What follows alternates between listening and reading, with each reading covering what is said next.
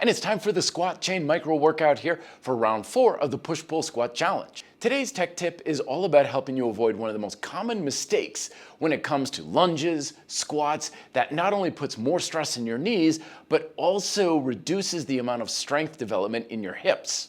So what I'm talking about is coming up to a standing position where the knees are straight, but the hips are still kind of holding back. I call this like the old man posture, old lady posture, walking around like this when I used to hurt my back back in the day before I had stronger erectors.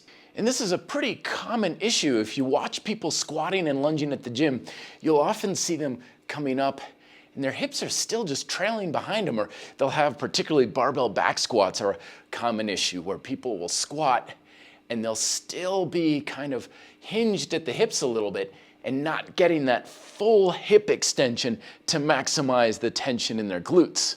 So to help you get over this type of issue, we're going to emphasize a warm-up exercise that uses your hip extension as the primary movement. So we're going to kneel on the ground like so, and when we come up, we're going to fully extend the hips forward. Glutes, hamstrings, everything's engaged. It's like I'm stretching my hip flexors.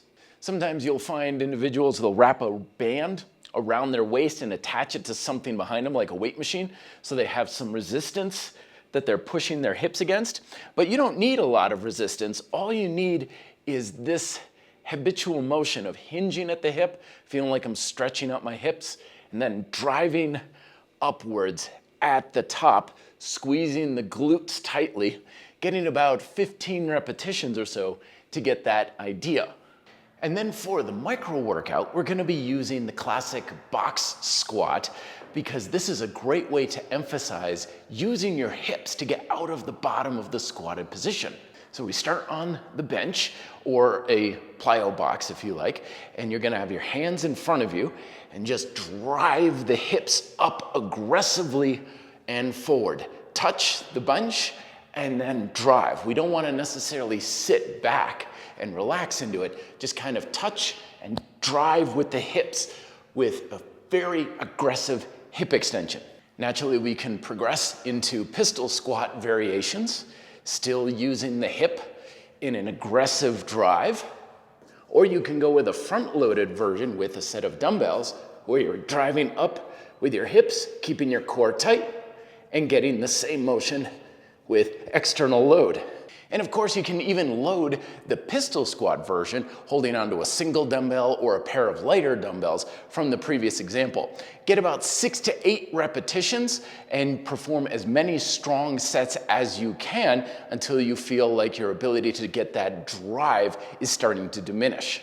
And then for a finisher, we're going to have these, what I call like a step up, but it's basically getting down nice and low, loading up the hip close to the ankle on a box or even a bench. And then we're going to drive ourselves up, switch, and come back down. Not coming back, but squatting down low. Once again, focusing on getting that hip extension. So we don't want to come up and keep our hips behind us. We want to feel like we're driving with the hips up and forward to re-emphasize that hip extension.